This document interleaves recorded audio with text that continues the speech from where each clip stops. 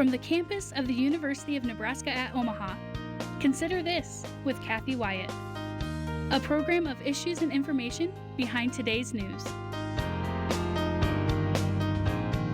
Rural facilities say it's difficult to keep up with the lack of staff and also with the cost of caring for Medicaid patients, reporting a loss of between $20 to $40 a day per Medicaid resident. Hi everyone, I'm Kathy Wyatt. Welcome to the 27th season and this week's edition of Consider This. Our topic, LB 130. Joining us to talk more about it is Cindy Kadavy. Cindy is Senior Vice President of Policy, Research, and Reimbursement for Nebraska Healthcare Association. I want to thank you for being here and welcome you. Thank you. Thank you for the invitation. You bet. Before we get started, I did want to let our viewers know that we also invited the Interim Director of the Division of Medicaid and Long-Term Care at Nebraska's Department of Health and Human Services to join us. He declined. All right, Cindy, what is long-term care? So the term long-term care, depending on the context, can mean different things. The most typical use is it represents a range of services from in-home care to assisted living, nursing homes, that whole range of care that somebody might need for a longer period of time. Okay, and what percentage of us is expected to need it? So if you're age 65, about 70% of people age 65 or older will need long-term care at some point in their life. There may be up to a third that never need long-term care services, but 20% may need it at least for 5 years, maybe longer. Okay. When we talk costs, what are we talking? So costs can range. So for services in the home, so home health services or in-home homemakers, there is an insurance company that does a cost of care study every year, and it's relied on by a number of industry experts. So the range is for 44 hours a week, so about 6 hours a day of in-home care. The cost in Nebraska ranges from $4,000 to $6,000 a month. So even in-home care can be expensive. For assisted living, a one-bedroom private apartment can be anywhere from $5,000 to $7,000 a month. When you're talking skilled nursing facility care, because there's a requirement for 24-hour medical nursing care, the cost just tends to be higher. So it can range from $7,000 to $13,000. $7,000 being more in a smaller community in Nebraska, a semi-private room, maybe up to $13,000 for a private room in Omaha or Lincoln. So there's just a range. What have you seen, especially over the past several years, in terms of the increase? How is that to be factored into all of this? The increase in cost. So because, I think we're all kind of struggling, and it became more exacerbated during the pandemic with staffing challenges. So long-term care has struggled with that for a while, finding, and just the demographics are against us because the aging population is increasing, fewer and fewer people of working age.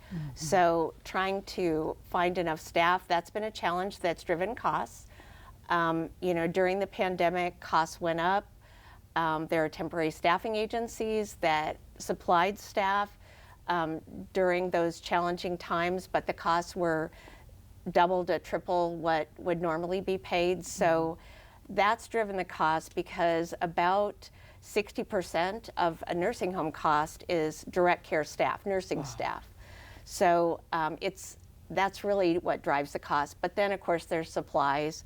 We all know supply costs have gone up as well. So along with inflation, staff is a big part of it. What are the different ways that people are paying for this care now? So Medicaid has been the main payer for nursing home care for a number of years. In Nebraska, nationally, it represents about 62% of people in nursing homes at the national level rely on Medicaid. In Nebraska, it's a little bit lower, maybe 58% of Nebraskans rely on Medicaid to cover their nursing facility cost. Wow. Okay. So when someone approaches you and says, "Hey, Cindy, tell me what Medicaid is," how do you explain it to people? And it's a great question because a lot of people are confuse Medicaid and Medicare, two different programs created around the same time in the 1960s. So while Medicare is based on, your eligibility is based on your age, 65 or older, or having a disability, Medicaid is different. It's designed on your income and your assets. So in order to qualify for Medicaid, you have to be what your state determines is low income and have resources under a certain limit. So Medicare is a federal program, Medicaid is a state and federal program together. So there are some common threads in Medicaid because it is federal, but then each state determines what services they might cover and to what extent. So there's a state part to that. Okay. While we put up a graphic for our viewers in terms of how people can apply for Medicaid, just briefly, because I know that's a pretty big question out there when people are running low on resources, not the best time to be trying to fill out a complicated application. So for those viewers who are watching today, how would you explain that application process to them? So the Department of Health and Human Services, which houses our state Medicaid program, has made some changes. So you can now apply for Medicaid online. You can also apply over the phone. If it's easier, you can also go into a local office and have staff assist you in applying for Medicaid. There are a number of agencies that also assist individuals in how to apply for Medicaid because so different Medicaid categories. So one of the Medicaid categories is they cover pregnant women. So for pregnant women, you only have to show your income. It's an easier process. But if you're older and you need long-term care, you have a disability and you need long-term care, the process is different because I think their perspective is you're probably going to need Medicaid for the rest of your life. So not only are they looking at your income, but they're looking at your assets, your resources. And for a single person, resource limit is $4,000. There's some exclusions, a car, a house, but you have to be under $4,000. For a couple, it's $6,000. So, you know, I think sometimes it's a misconception that people that rely on Medicaid maybe didn't plan well. What we find is that people do plan. I mean, these are people that raised their children, contributed to their community, they saved, but the only problem was they outlived their resources, which is a good thing. People are living longer, but you know, the money that they had saved to cover those costs may no longer cover it. So. Wow. When people are filling out those applications, what would be the common reasons that they might be declined for Medicaid? So the most common reasons they might be denied for Medicaid would be if their income exceeds the limit or they have resources that exceed the limit. Now, if they have additional resources, they can still apply, but they'll have to spend those resources on certain things in order to qualify at a later date. Yeah, so those are probably the two main reasons. Or, unfortunately, a lot of times what happens is Medicaid finds a resource the individual didn't even realize they had. Like a life insurance policy that came with their work that they didn't even think about. It's $1,000. They don't have any documentation, but Medicaid finds it. So they need to provide documentation to show that either it can't be counted as a resource or they can cash it in and use it to pay for their medical costs. So it's usually those unexpected resources that can be the bump in that application process. Wow, okay. There is something called a look-back period. Please share what that is with our viewers.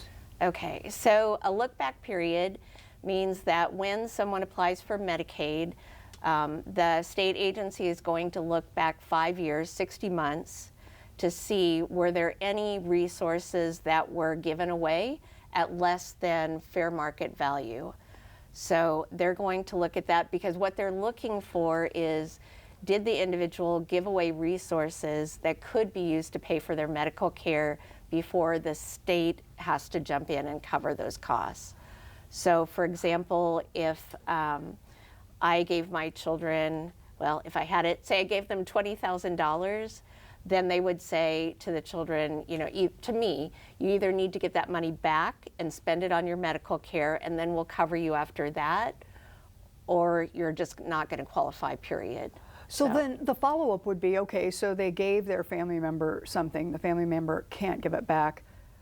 So then the question becomes, now what do I do? How do I receive care? And I mean, it's a loaded question and under very difficult circumstances most of the time. How would you respond to that then?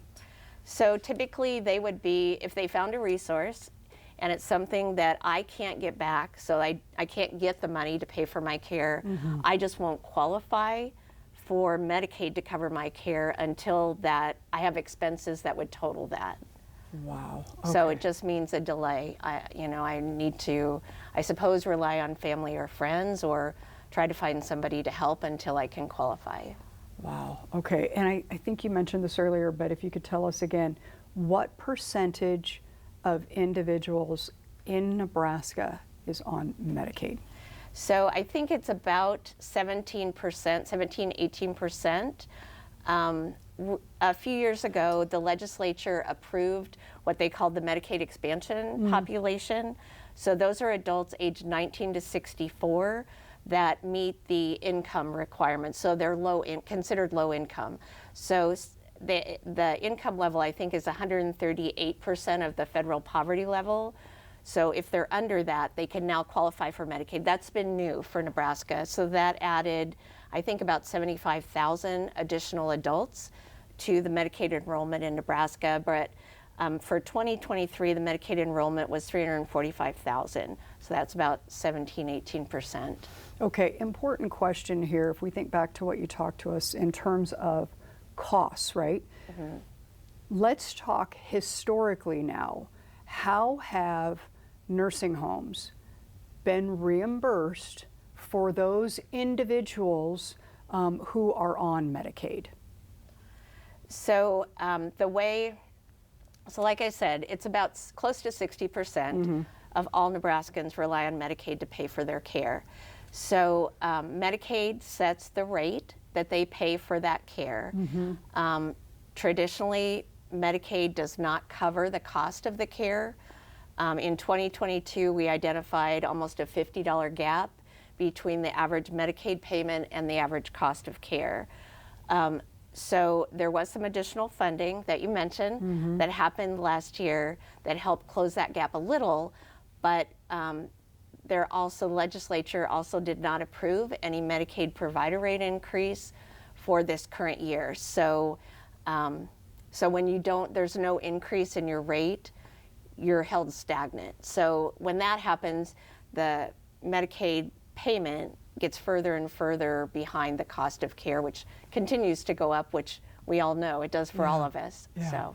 So as a result, because the percentage of the population is on Medicaid and the nursing homes are trying to make it, with those reimbursement rates being what they are, some of them just couldn't manage it. What happens as a result? So Medicaid is, like I said, about 60% of the payer. Medicare, which pays for, it pays for a short-term skilled nursing facility rehabilitation stay. So only a few days. It will cover for people who had been in the hospital and need that rehabilitation care. So that comes to about 10% of the care is paid by Medicare. Veterans, there are some nursing facilities with veterans that receive VA payment, and then private insurance. And Nebraska's percentage of individuals paying with either out-of-pocket or through private insurance is higher than the national average. So at the national level, it's about 25% pay privately or through another public source. In Nebraska, it's 34%. So I've been told that Nebraskans are risk averse, so we buy a lot of insurance. And so we have people that do plan ahead. Again, sometimes you just live longer than your resources last. Okay. So. All right. So LB 130, we're going to put a photograph up here and you can tell us who this gentleman is, but LB 130, we're going to talk about that now. What is it? First of all, maybe who introduced it? Okay, so Senator Myron Dorn from District 30 is on the Appropriations Committee. He was our champion this last legislative session. So he did introduce, well, he actually introduced several bills for us, but one of them was LB 130. So it started out as a bill that would make some minor technical changes, but because during that session there was a realization that Medicaid was not going to receive provider rate increases for any providers. So, but the legislature knew that nursing homes were in a bind, so they wanted to provide some funding. So we worked with the governor's office, we worked with the legislature to increase what our current nursing facility, it's called a nursing facility quality assessment. And what that is, and it's, I think almost every state has some form of this. What happens is, typically with Medicaid, the state, for any Medicaid service, the state pays a share. So say 46%. And then the feds kick in the other share, 54%.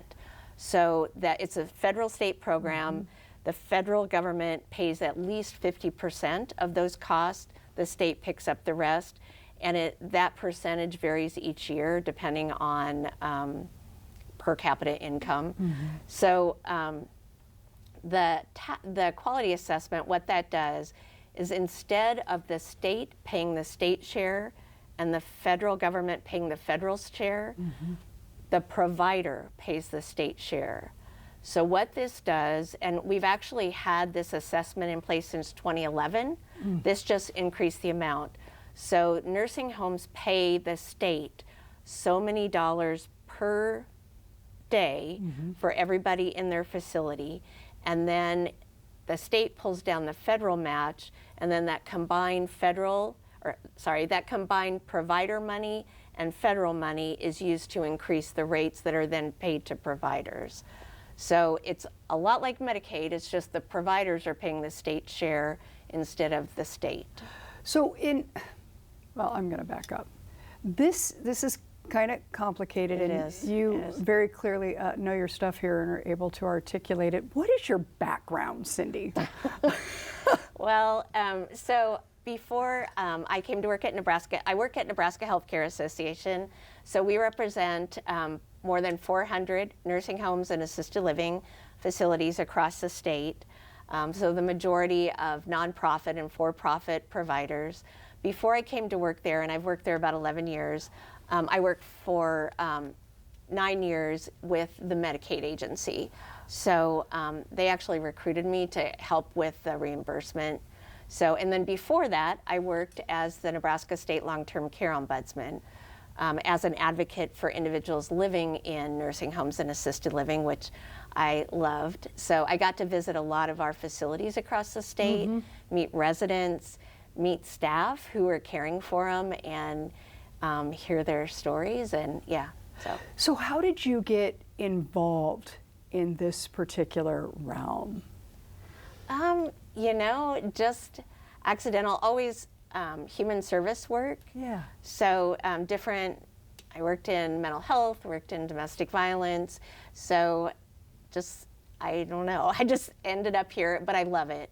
I mean, there's nothing more rewarding than feeling like if I can help a nursing home and free up their time, because there aren't as many regulations that maybe aren't necessary. Some are, of course, but some aren't. The more time they have to actually provide care for our elder Nebraskans. So that's who we work for. So a day in your life, because when viewers look at your title, they're going, whoa, I mean, what is a day in your life like as you're advocating for these folks? So we work a lot to try to increase the Medicaid rate. Working with the legislature, we work with the Department of Health and Human Services, with the Medicaid team a lot, looking at, is there a different, do we need to change the methodology for how the rates are determined? Are we meeting the needs of Nebraskans? And so they're a great team to work with. We work a lot with the Medicaid team. We also work with the licensure department that inspects nursing homes every year, and anytime there's a complaint. So we all have, actually, what we find is we all have the same goal. We want to care for Nebraskans, make sure they get the best care possible. So how can we do that? By working together. Cool. All right, so we're talking about LB 130 today. So in your vast experience in this realm, step in the right direction, and if it is, what would you like in an ideal world, right? What would you see happening next? So yes, definitely we're very appreciative of, so the assessment, the quality assessment is what it's called, a quality assurance assessment for nursing homes. It sounds better than maybe it is. There's the details, because every provider, every nursing facility has to pay in, but not every nursing facility gets as much back as they pay in. Some get a lot less back, some get more than they paid in. So it's a federal program that's available through Medicaid, and that's what it's based on. It cannot be equal. It can't be a program where every provider pays in and they get at least that much back. There have to be winners and losers. And so fortunately for Nebraska, we have a lot of great providers. So even those providers that knew they would lose some dollars felt like this was something we needed to do for the good of the state, because we have so many closures. I know you had the graphic. There's been 13 since 2021. There's more at risk, mostly in the rural communities. So we just want to make sure that if a Nebraskan needs or wants long-term care, they can access it. One time I got a letter from an elderly gentleman whose wife was at the nursing home in town, went to visit her every day. It closed, and then she moved to a new nursing home. He said, it's great care, but it's 90 minutes away. I can't drive there every day. I can't see her every day anymore. So it's things like that that matter to Nebraskans, that we want to work to prevent any more closures. This is a statewide program, and I really appreciate you bringing up the rural communities, and I'm sure they do as well. If you had them all sitting here right now, which in essence you do, what would you tell them in terms of kind of where we've been, where we are, and where we're going? What would your message be to them, Cindy? Do you have one? So I think there are some really good advances in long-term care. People have more options now. Most people want to remain in their home as long as possible, so there are more options. Medicaid is paying for more of those options. Again, the challenge is in our rural communities, is it available?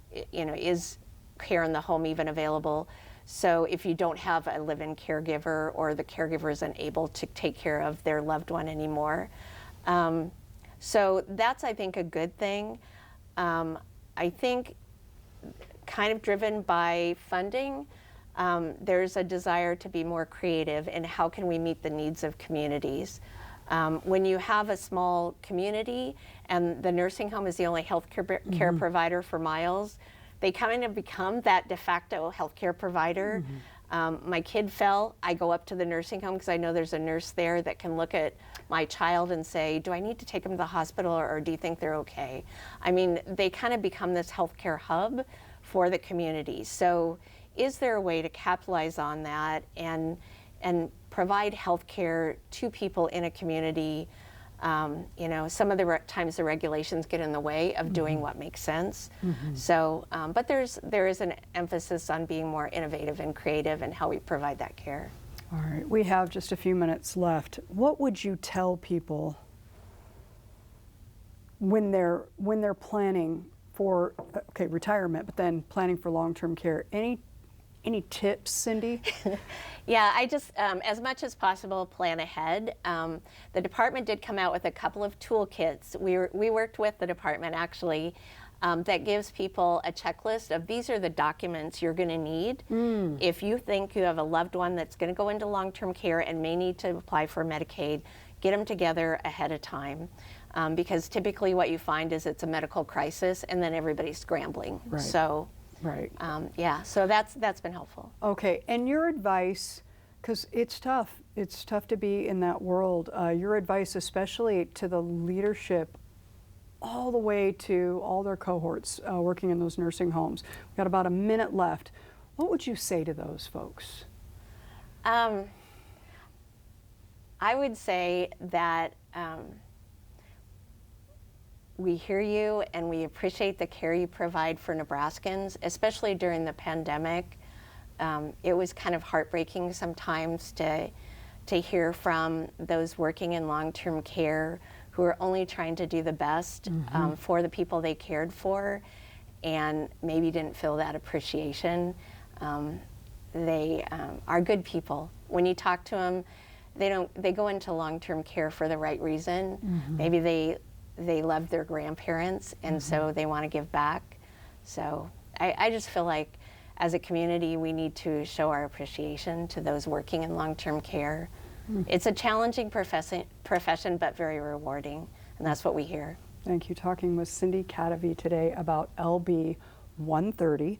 Folks wanting more information, we're going to put up a graphic for you. Two great resources out there. There's dhhs.ne.gov 402-471-3121, and then of course Cindy's organization. That website is nehca.org. The phone number 402-435-3551. Cindy, I want to thank you for sharing your time, expertise. Gosh, everything you're doing, you and your team for the state of Nebraska, for the citizens here. Thank you so much. Keep up the great work. Thank you for what you do. You bet, you bet. Thanks to our students who are working so hard behind the scenes, and of course, to all of you for watching. We'll see you next week.